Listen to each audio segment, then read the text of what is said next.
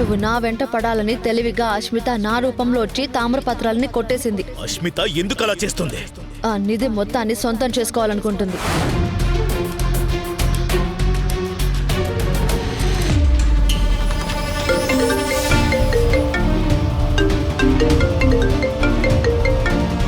నిధి కోసం కక్కుర్తి పడ్డందుకు విధి నాతో ఆడుకుంటుంది. Hello. Hi, hello Asmita, how are you? I'm good. నిన్ను కుశల ప్రశ్నలు అడగడానికి చేశాను అనుకుంటున్నావా?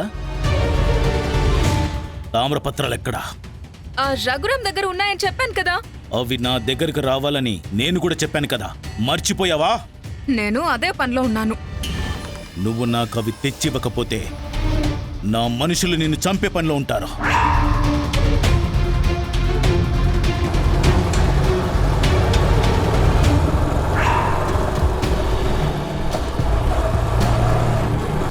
నేను మళ్ళీ కాల్ చేస్తాను. అష్మిత, అష్మిత! ఛీ! శౌర్య స్వామీజీని ఎందుకు తీసుకెళ్తున్నాడు? ఖచ్చితంగా తామ్రపత్రాల్ని డీకోడ్ చేయించడానికి అయి ఉంటుంది.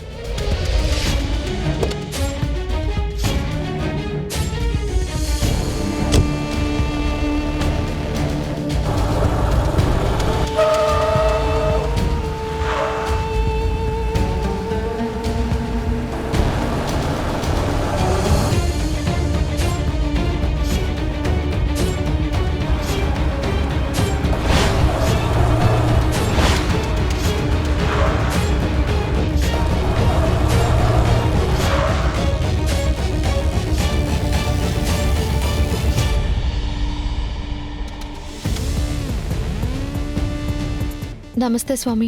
నా భార్య స్వామి, రఘురామ్ గారి కూతురు. అవునా? ఎండోమెంట్ ఆఫీసర్గా వర్క్ చేస్తుంది. దేవాలయాన్ని పరిరక్షించడానికి మీలాంటి యువత ముందుకు రావాలి.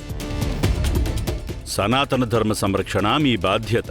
ధర్మాన్ని రక్షిస్తే ఆ ధర్మమే మనల్ని రక్షిస్తుంది. ఆ ఒక్క నమ్మకంతోనే నేను ఈ ఉద్యోగం చేస్తున్నాను. సంతోషం తల్లి. రండి స్వామీజీ. రండి.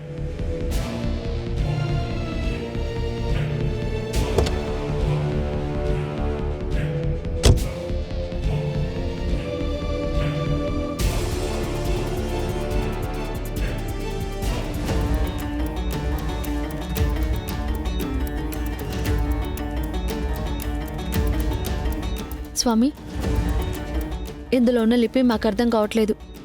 ఈ తామ్రపత్రాలు దక్కించుకోవడం కోసం చాలా దుష్టశక్తులు ప్రయత్నాలు చేస్తున్నాయి. ఇందులో ఏముందో కొంచెం చూసి చెప్పగలరా?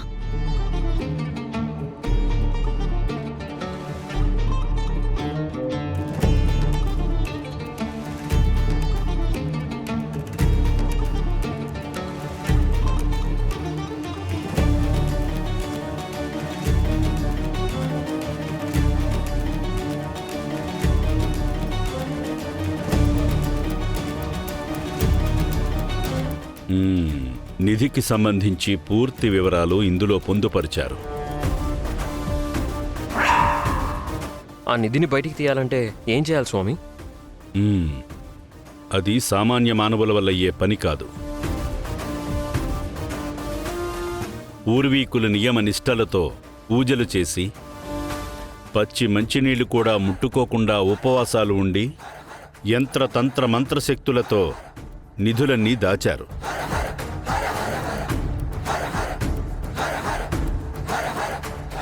వాటిని బయటకు తీయడం అంత సులువు కాదు. ఇప్పుడు వాటి విలువ ఎంత ఉండొచ్చు స్వామి? 1,00,000 కోట్ల పైమాటే.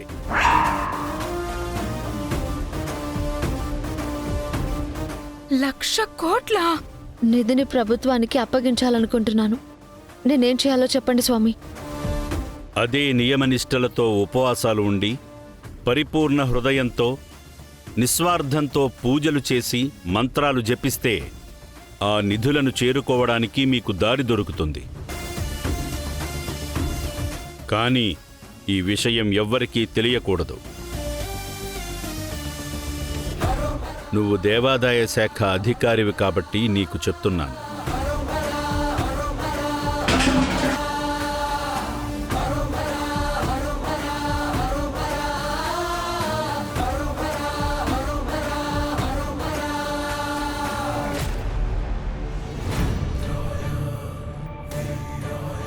అష్మిత,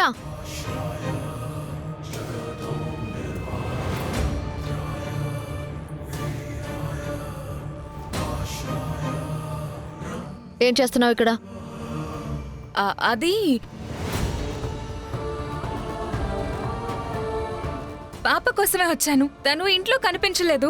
ఇక్కడ ఉందేమో చూద్దామని వచ్చాను. అది కాల్ చేసి కూడా అడగచ్చు కదా. నా ఫోన్ స్విచ్ ఆఫ్ అయిపోయింది.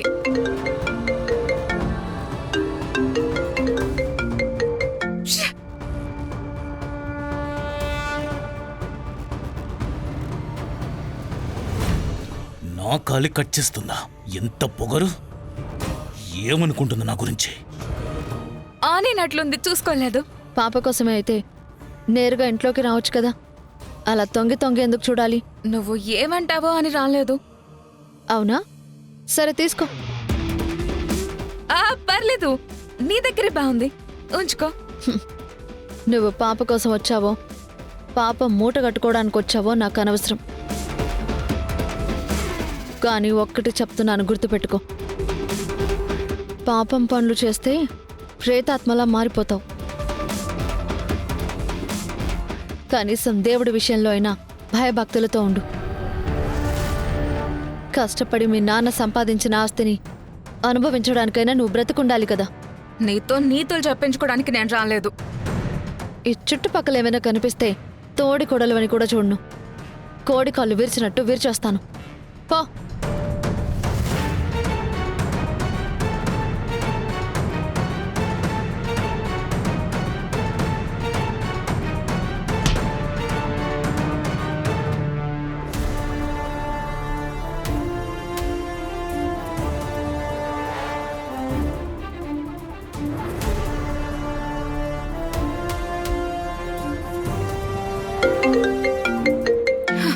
వీడుకుడు.